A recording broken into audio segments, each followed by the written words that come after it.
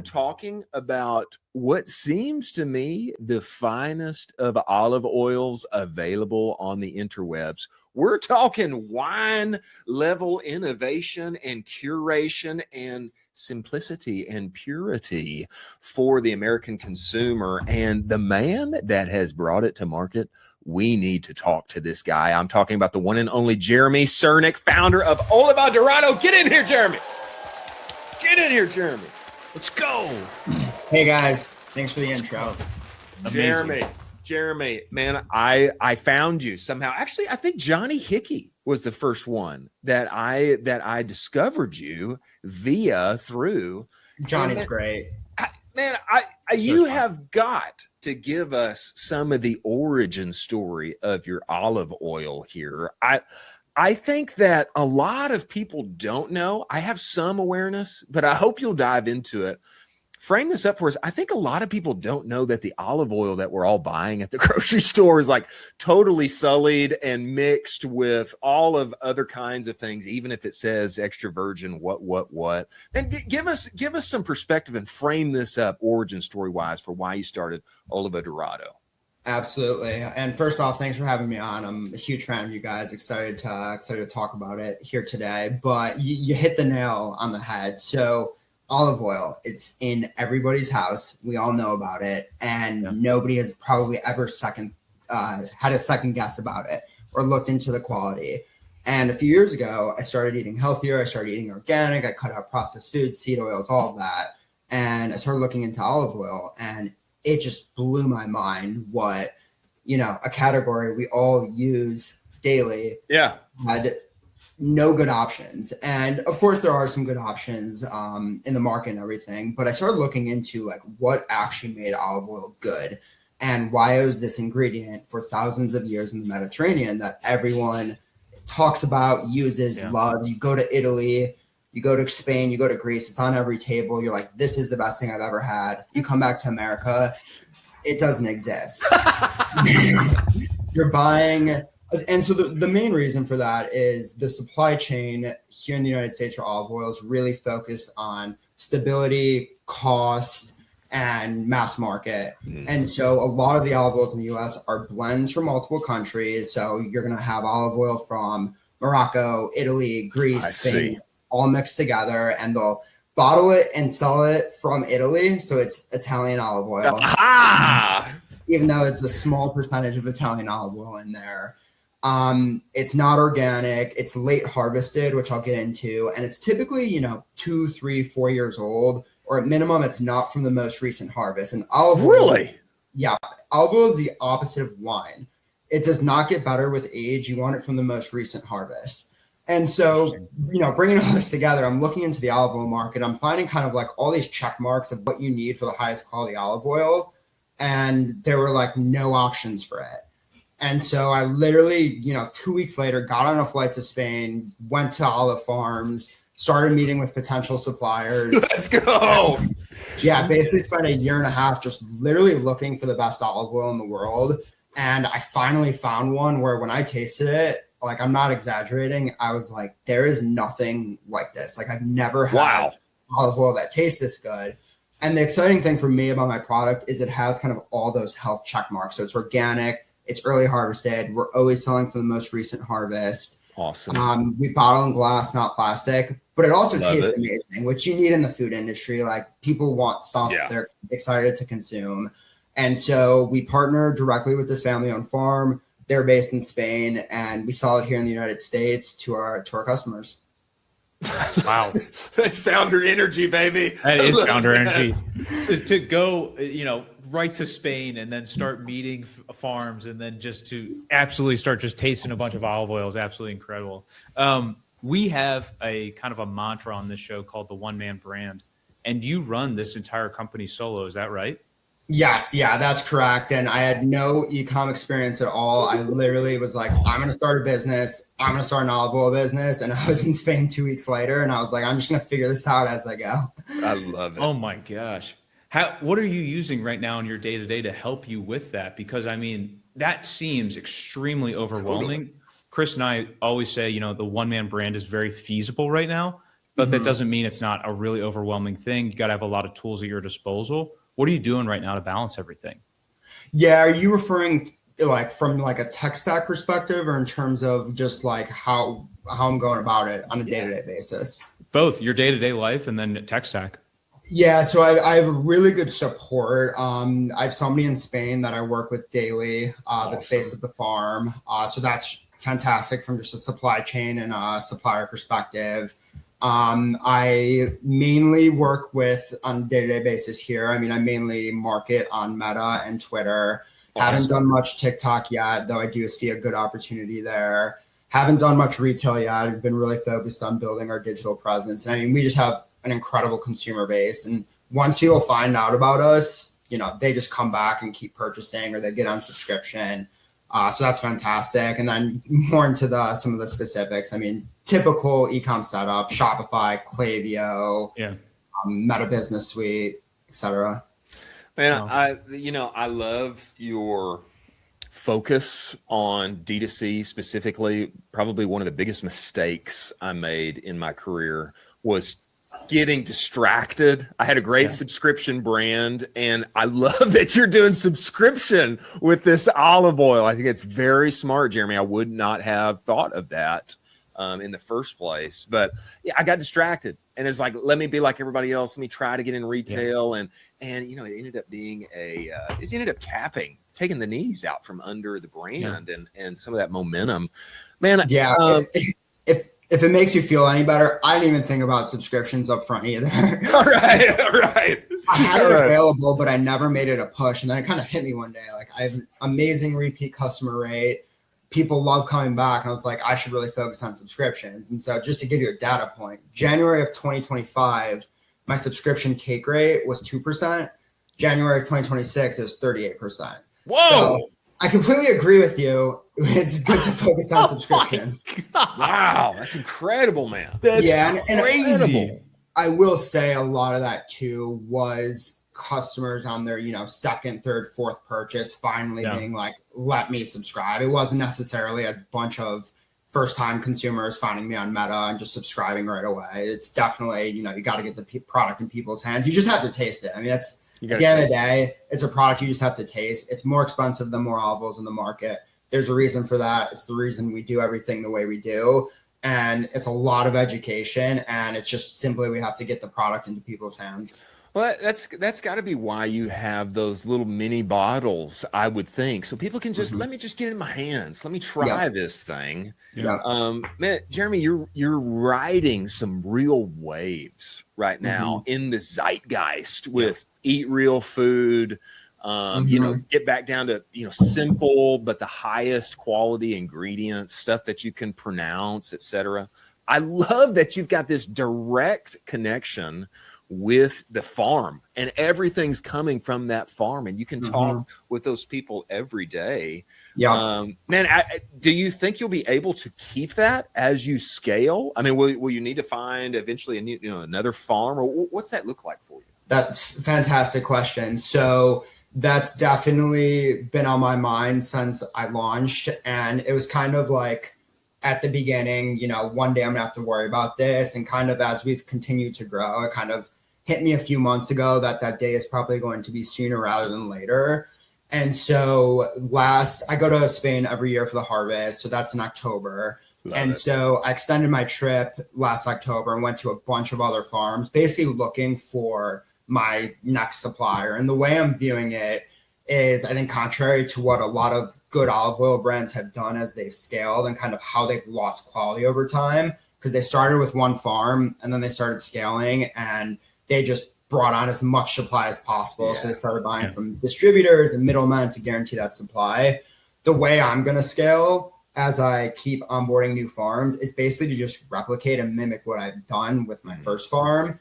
Find the same quality, go there, meet the family, partner directly with them, and buy directly with them. And so I met with a bunch of other farms when I was there in Spain last time, and I have a few very, very good contenders. One I'm super excited about. And so as we continue to grow, it should be a, knock on wood, seamless transition to pick up that second supplier and kind of adding to what I was saying, like we're going to be super open about that. Right now, we work with one family-owned farm. In a few months or next year, we'll be working with 2, or we'll be working with 3. And we'll always talk about the origin, the transparency, where olive oil comes from. And that's at the base of it, what our brand is and what we stand for. There's a lot of correlations here, Colin, between what Jeremy is doing and the coffee industry that I was in umpteen years ago. I mean, a lot of correlations. I dig everything that you're saying now, brother. Go ahead, Colin. Well, I was just going to say, I mean, I think a lot of people in D2C do not do what you're doing right now, where they go to the actual source. They establish the relationships. They break bread. They have conversations. They have coffee with them. People don't understand that that is a fundamental shift in the business, because at the end of the day, you're probably going to get better pricing. You're probably going to get better terms. They actually know you. You're developing this relationship long term. This is such a huge piece of information that our community should take from this and hold on to this tight, because this is so massive and so few people do this, where it really is setting you above worlds in front of everybody else. Yeah. Absolutely. Yeah, I completely agree. And it's fun to be able to show that to my customers and just on social media. Yeah. And we're making a big push with that on Instagram. Like we're starting to introduce some of our farmers and just showing our field in Spain, our trees in Spain. And big picture, I completely agree. Like I couldn't imagine selling an olive oil from some country that I've never been to or been to the farm or seen the process and knowing it comes from another, importing company. To me, it needs to be direct. I would say on your visuals, Jeremy, when I was on your website, brother, it felt like I was there. I mean, it felt like I'm in Spain, and it's like the early 80s or the late 70s, you know, and I'm like, I've got the sun on my face, and I'm sampling this pure olive oil that I've never seen before. I mean, even the color and all of it as it's coming out, it looks different. I mean, I do feel transported when I'm on the site and checking out those visuals and such. I appreciate that. I imagine that's got to help with the selling process. Do you think so?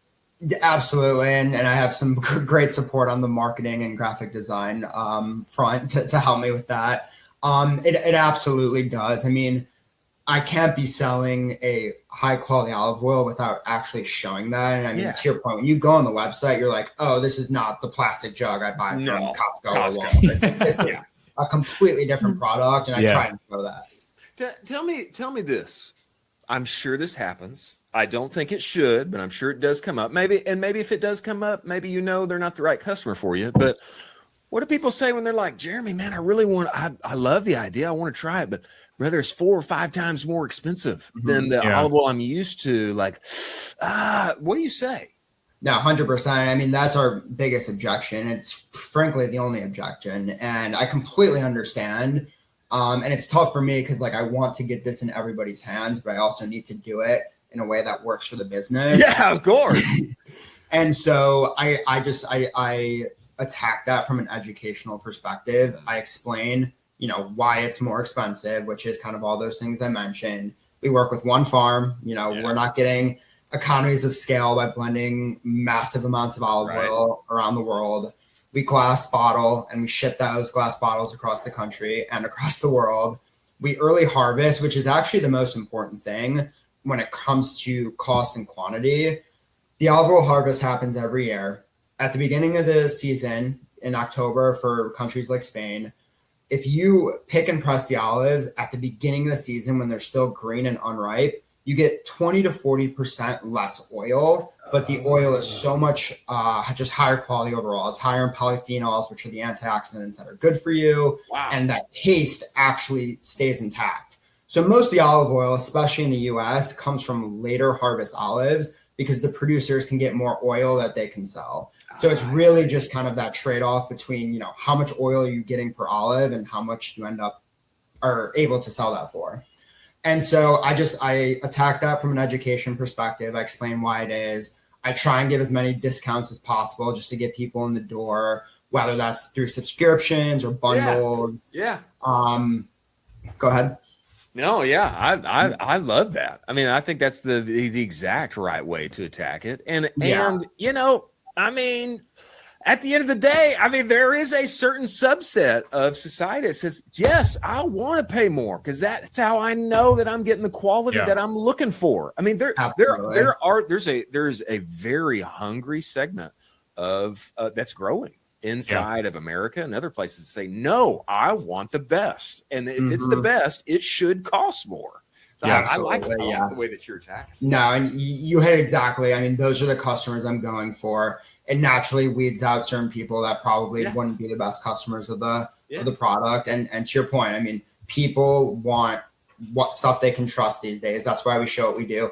And we third-party test it. It's on our website. That's awesome. You can see it's 100% extra virgin olive oil. There's no other oils in there. We show our polyphenols. We show all the chemical markers that people geek about in the olive oil industry and acidity and other things. But at the end of the day, we just want people comfortable and knowing what they're buying, and being able to deliver that, especially in an industry that does not have a lot of trust, is definitely very fulfilling. Wow. You reference a lot of upgrading the foundational pantry staples.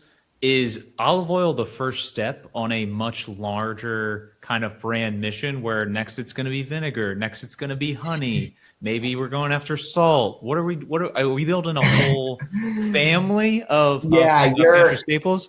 You're asking the questions that nobody else is, and you have the exact vision of where the brand is going. So exactly. So after I was in Spain for the harvest, I went to Modena, Italy, which is the balsamic vinegar capital of the world. Yeah. And I spent 2 weeks. It's in the north of Italy. So I spent 2 weeks there just meeting with family-owned balsamic vinegar suppliers, which was so cool, going to the farms. Most of these are like 7th generation vinegar farmers, and like they're showing us pictures of their great grandparents. We're tasting 200-year-old vinegar that they started making.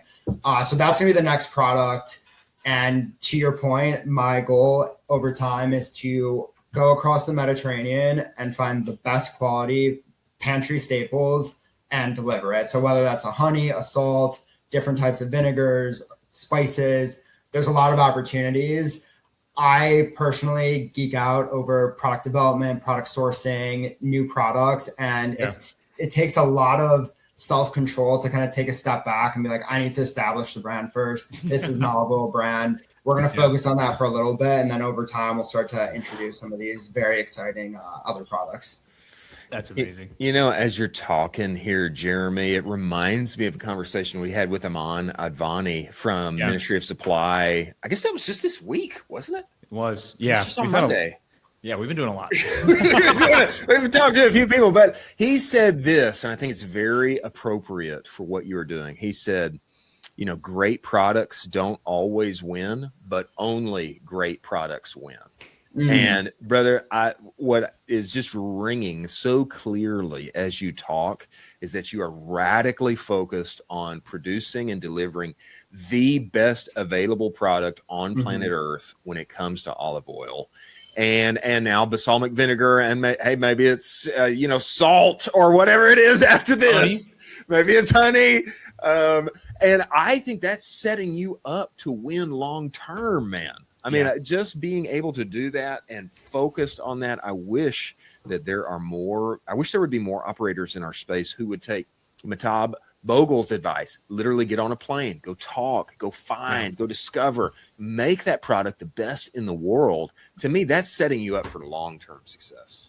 Thank you. I appreciate that. That's the entire vision with the brand. I am playing the long game. Like, I want to have the best products available. And I can even give you a quick story. Please.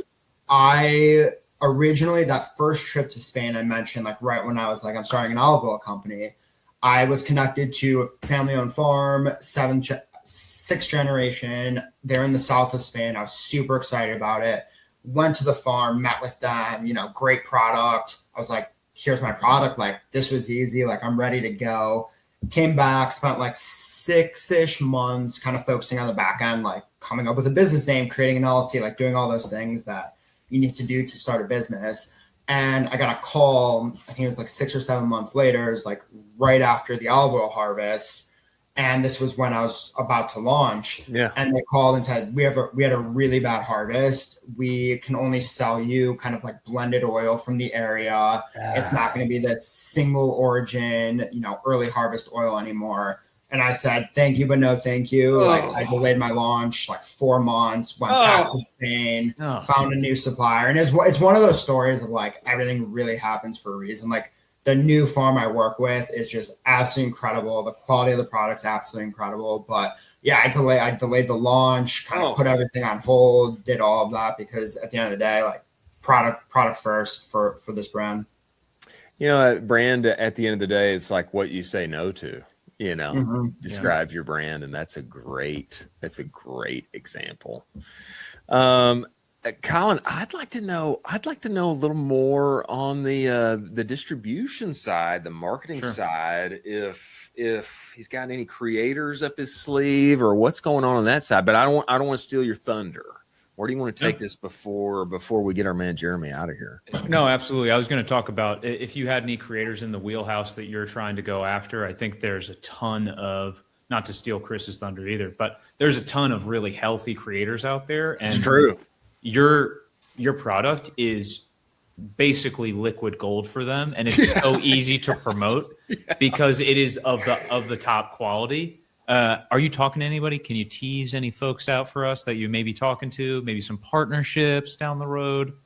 Nothing official locked in that I can tease, but from a high level, we do a ton of product seeding and working with influencers and affiliates. I mean, if you just go to our Instagram and any given day, like there's multiple things being added to the story of creators and just customers that are getting the product, using it, showing the packaging, showing how they're using it. And to me, it's just so cool, to my earlier point of like, we need people to see the product, get the product. And for better or worse in today's day and age, like a lot of that is through influencers and affiliates and whatever niche you're targeting, like they're controlling the conversation. And I talk directly with them. I want to know what they like about the product, what they don't, why they want to share it with their audience, why they don't, and just, get them product to show and, give to their audience.